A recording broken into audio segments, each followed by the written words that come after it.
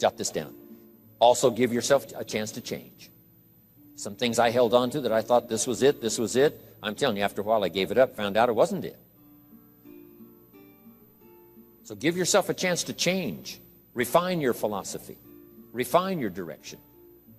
If you'll give yourself a chance to do that, here's what will happen down the road a ways. A new door will open that you haven't discovered before. Give yourself a chance to change. Reevaluate.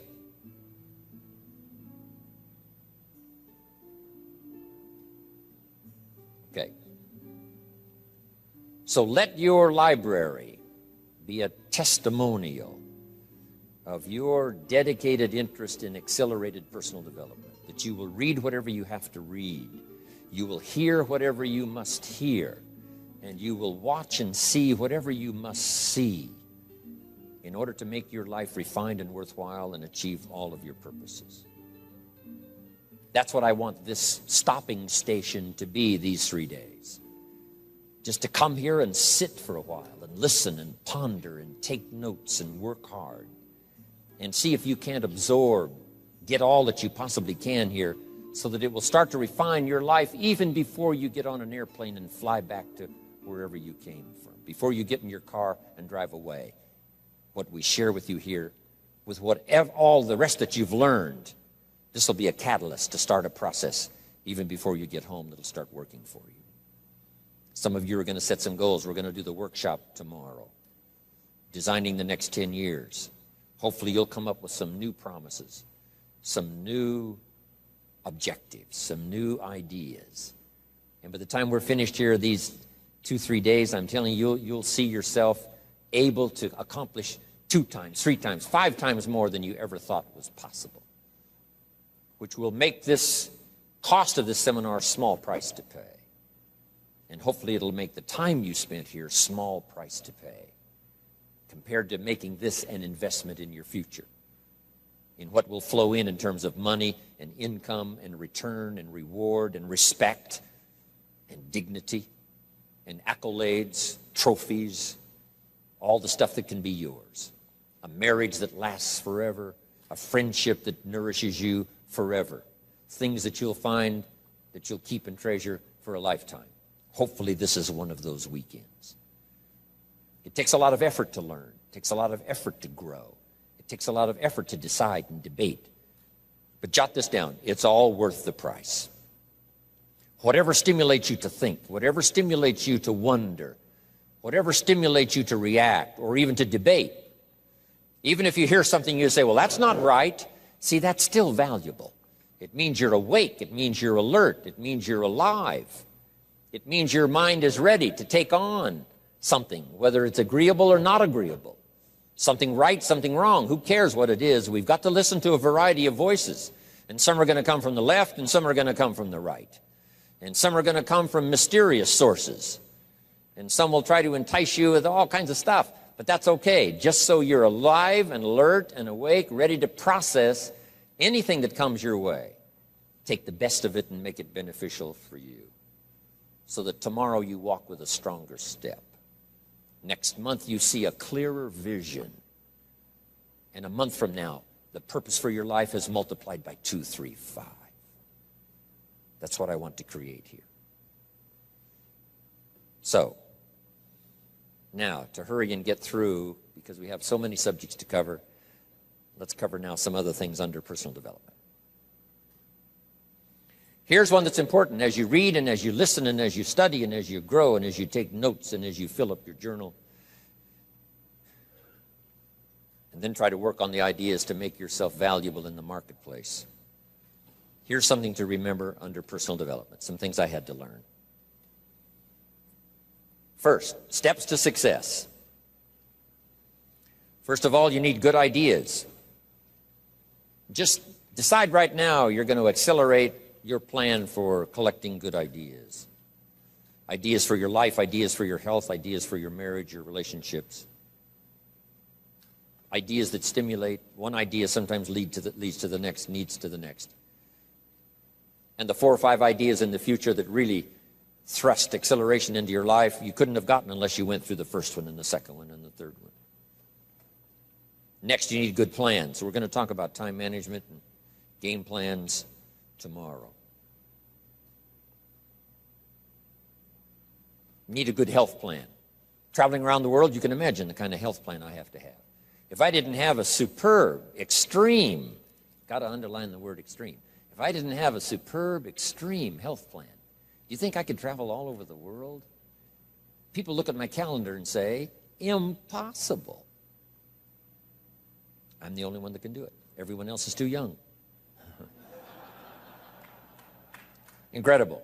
But I've got to be extremely healthy. I can't let up at all in terms of diet and nutrition, exercise, all that stuff in order to stay healthy. So a good health plan, a good family plan. Here's a good one, a good marriage plan. Some people just go along married with their fingers crossed. You've got to have a better plan than that. Some are whistling in the dark, hoping everything will work out. Not a good plan. You need a good plan for how to use the day. We'll talk about that tomorrow.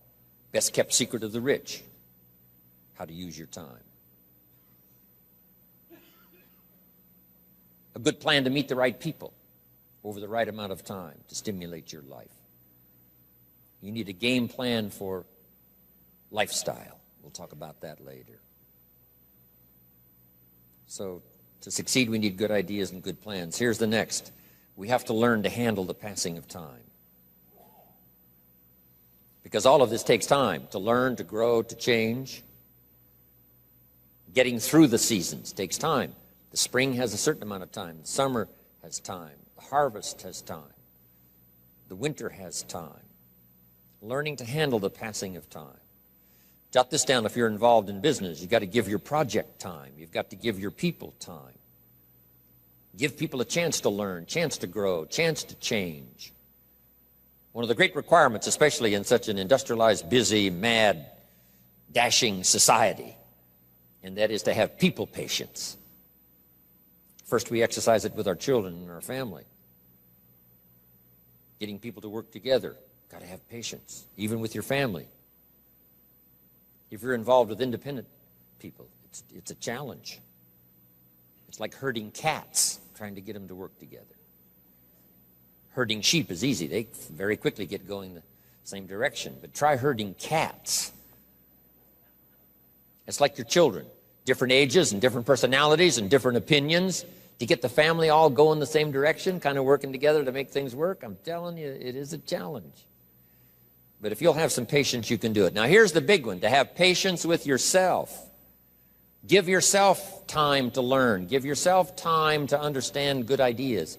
Give yourself time to make changes and then grow into those changes. Give yourself time to refine your personality to fit the business, whatever business you're engaged in. In some you may have to speak up a little stronger, and some you may have to calm down just a little bit more. Just learn to refine your personality and your temperament to suit. All of us can do that, but it takes time. Have patience with yourself. We had to do that from the beginning. Learning to tie the shoestrings of your shoes. If you tried a couple of times and says, I'll never learn this, it's over. Say, no, you can't go through life with your shoes untied. Come on. Some people, maybe it happens for them a little quicker than others. Some people get the hang of it almost overnight. Someone else, it takes a little longer. If it takes you a little longer, have patience with yourself. Because patience has its own reward. Patience is a virtue of the extraordinary kind. We have to have patience with our employers. We have to have patience with government officials. You've got to have patience with IRS. You've got to have patience with the Army. You've got to have patience with the FBI. Here's a good thing to remember while you're exercising patience. Usually enough good people will finally make it right. You just got to jot that down. Usually enough good people will finally make it right. Not everyone in the community is going to toe the line and do the moral thing. But let me tell you what, most will. That's how we create a society that we can live in. Most will. Every teenager will not obey all the rules and regulations and live a model life. Not everyone will, but jot this down. Most will. Enough will. When the good Lord recruited 12, not every disciple Not every one of the 12. But it was enough of the 12 to start a movement that's lasted for 2,000 years. Not everyone, but enough will. There's only been a couple of exceptions to that rule. One was the story of Sodom and Gomorrah. God was going to destroy Sodom and Gomorrah for their evil ways. Abraham had a friend that lived there. And Abraham implored and said, God, if I can go to Sodom and Gomorrah and find 50 righteous people, will you spare the city? And God said, Abraham, you've been such an excellent friend of mine. Yes, I'll spare the city if you can find 50. So he searches the city, can't find 50 good people. Comes back and says, Lord, would you take 40? God says, Abraham, for you, come on, I'll do it. If you can find 40. So he searches for 40, can't find 40. And he comes back and says, would you take 30? Good Lord says, Abraham, only for you will I reduce it to 30. Can't find 30. Can't find 20. Abraham said, this is my last request. Would you take 10? God said, only for you, Abraham. So he went searching for 10, and you know the story. Right? Couldn't find 10. That's the exception to the rule. So he said, Abraham, get your friend Lot and his family out of there because the end has come. But that's the exception to the rule. So jot down the general rule. Most will. In a civilized society, most will obey the rules. In government, most will. Not every senator will, but what? Enough will to build a stable government and a future. Not everyone in the armed forces will, but enough will. Not everyone in the community will, but enough will. Not every teenager in this high school will, but I'm telling you, the most will. And that's how we survive in a civilized society, because most will. And that's a good feeling to know. Most will. Okay. So have patience. Next, under personal development, is learning to solve problems.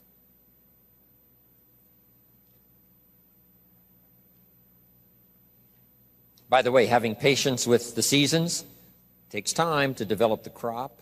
You can't plant the seed, dig around it in a few days saying, where is it, where is it? And you can't really help. All you can do is nourish. Some people plant in the spring, leave in the summer. Just haven't got the patience to last. So next comes solving problems. Business problems, family problems, personal problems, financial problems, emotional problems. There's all kinds. Here's a good idea I found in solving problems. Every once in a while you've got to, I haven't got it here, but I can just describe it for you. Take a piece of paper, put a line down the center of the paper, and on the left side describe the problem. So just jot that down. A piece of paper in half, on the left side describe the problem. Sometimes it's a good idea to take a problem out of your head and put it on paper. We'll talk a little bit more tomorrow about how to think on paper. This is one of the ways to think on paper. Our mind usually is too busy sometimes to sort things out. So if you take it out of your mind, put it on paper, what is the problem? And you should describe to the best of your ability what the problem is. And then ask this question, is that all of it? Because if you're going to prescribe something for the problem, you need to know what all of it is. When you've got it all listed, on the other side now of the paper is called answers and solutions. The problem on one side, answers and solutions on the other side. And now let me give you 3 questions. 3 questions that can help solve most any problem. Here are those questions. Number 1, what could I do? So just jot that down. What could I do? Then you start developing what we call working papers. And the working papers consist of making a list of the things you could do to solve this problem. Number 1, and you say, well, number 1 would take too long. I can see that right now. Let's go to number 2. Maybe that's the answer. Number 3, no, that isn't it.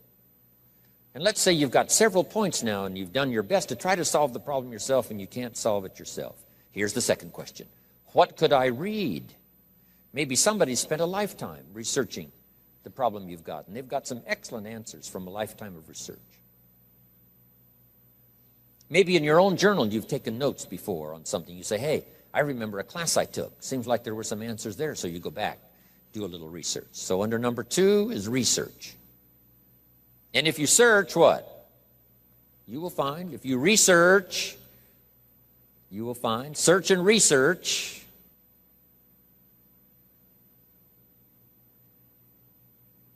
Now, research as soon as possible, because if the problem is severe, you don't want to wait till too late. My friend Kenny comes to me and says, he just lost a beautiful lady, fabulous lady. They got a divorce. She was really something. Then after his divorce, he comes to me and says, you know, it's over.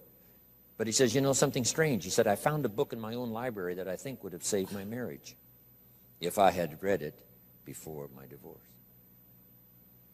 And it was a book entitled How to Live with Another Person. He said, I should have read that book a long time ago. He finally read it, but it was a little late. It's like reading a book on nutrition after you've had a heart attack, right? I mean, that's good. That is good. But gosh, it's so much better to read it before. Spare yourself the agony and the lost time and maybe the loss of your life. Now, if you tried to solve it yourself and you can't solve it and you've researched and it doesn't seem like you've got the answer, here's number 3. The third question is, who could I ask? Is there someone around me that might have the answer to my problem? Now, under that, put this. Don't ask first now. Try to solve it yourself. Develop some working papers. What you think you might do, that still isn't it. Here's some books I've read. This guy's crazy. This guy, no answers, haven't got it. Now I ask. But if you now can show your working papers to who you ask, you can't believe how swift the answer will come. All of us have heard this, but let's remind ourselves one more time and put it in your notes. We all love to help people who, first of all, try to help themselves. Back to the philosophy of deserve. I've tried to work it out, haven't got the answer. Maybe you can help me. Somebody is very willing to help you if they know you've tried first to help yourself. It works that way with our children, right? My daughter Linda, before she got married, used to travel a lot. She comes to me and said, Daddy, I'm headed for Thailand. I said, wonderful. She said, I've saved up my money. I said, fantastic. She said, I've got $1,000. I said, wonderful. She said, the kids wanted to go here, wanted to go there. I didn't go. They wanted to buy this, wanted to buy that. I didn't buy. I got my money put aside, $1,000. I said, Linda, unbelievable. You must be my daughter. That's fantastic. Now, she said, to make the trip, I only need a couple of thousand more. An easy 2,000, right? But she knew she couldn't get the whole 3. But she knew that if she worked hard to the best of her ability and put that first 1,000 together, the next 2 was easy, right? Okay. So, develop your working papers. Do your best to solve problems. Here's why you try to solve it on your own first. You need the mental and emotional muscle. You need the discipline. If you just quickly go to the answer, somebody that's got it, now you're not developing the muscle. You're not developing the discipline to solve your own problems, because there may come a day when there's no one else to ask. So you need the rhythm of learning, the rhythm of trying, the rhythm of seeing if you can do it first to build the emotional, mental muscle.